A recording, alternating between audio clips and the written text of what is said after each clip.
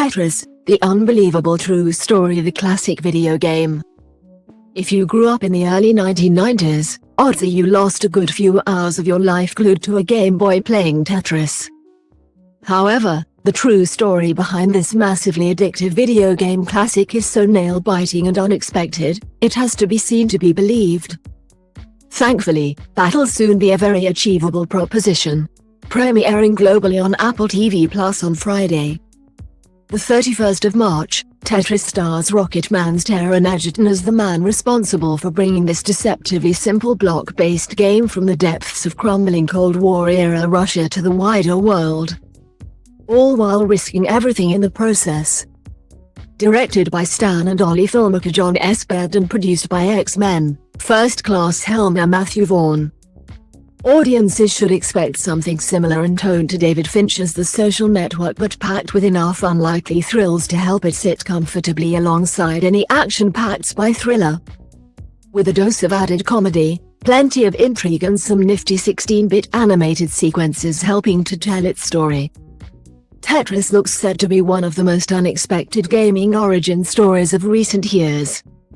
While it takes a few creative liberties to help streamline a complex real-life series of events, the Tetris movie is indeed primarily based on a true story. In contrast to how ubiquitous Tetris eventually became, it was actually invented by accident by a Russian software engineer with a passion for puzzles. In the late 1970s, Alexei Pajitnov worked for the Soviet Academy of Sciences and invented the game that would eventually transition into Tetris whilst trying to replicate a childhood favorite Pintomino's puzzle on early computer software. His new concept streamlined his childhood pastime slightly, switching its 12 shapes out for 7 tetrominos and making completed lines disappear to avoid clutter and add to the tense gameplay. By splicing the term tetrominos with his favorite sport tennis, Pajitnov coined a name for his new game, Tetris, and soon, everyone in his office was hooked.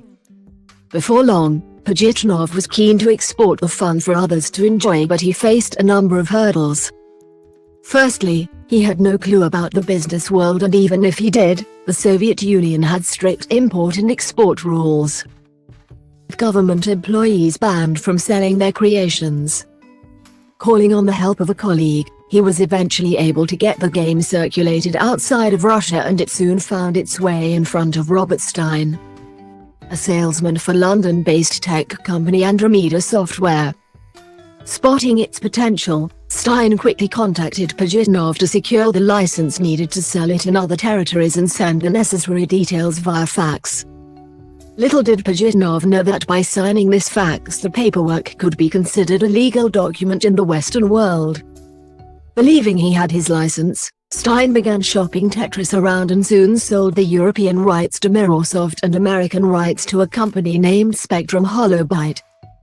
However, America was where the real money was at, and after a design overhaul, Stein set his sights on this lucrative market. While its Russian links were an obvious issue during the height of the Cold War, the game's Soviet aesthetic was actually used as a selling point, with traditional Russian music and iconography kept on board. Soon, the game was made available on a host of American platforms, but without any clear reference to its creator. Instead, it simply cited that Tetris was a product made in the United States of America, designed abroad. However, Stein's fax-based license was flimsy, and technically, he had sold the rights to a game he didn't really own. Knowing he had to go back to Pajitnov to secure the official license, he returned to Russia and entered into a lengthy negotiation process.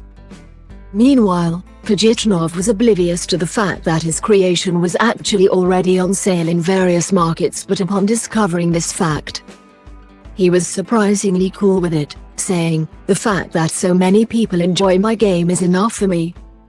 With that, Tetris was officially available in the USA on popular consoles like the Amiga, Atari and Commodore 64, but it was yet to reach Nintendo, which is where Baird's Tetris movie picks up.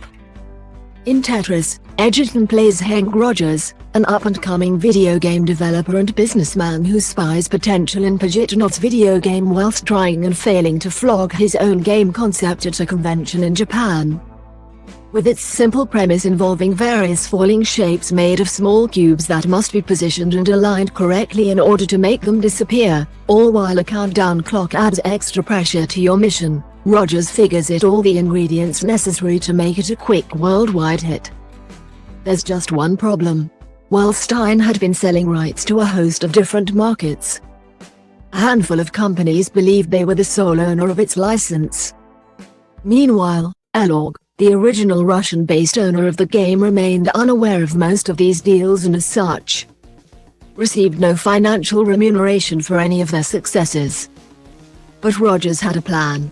After befriending Nintendo bigwig Hiroshi Yamauchi, he believed Tetris would be the perfect co-launch product for their new handheld gaming device, the Game Boy, and after negotiations with Stein hit a brick wall, he was forced to take matters into his own hands to secure a new, sturdy license for the game.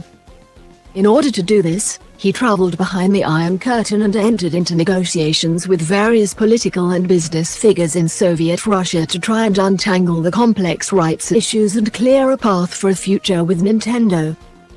However, with the Russian-Soviet Union nearing collapse and tensions at an all-time high, he soon finds himself in a tangle of lost-in-translation legal messes and dangerous KGB shadiness.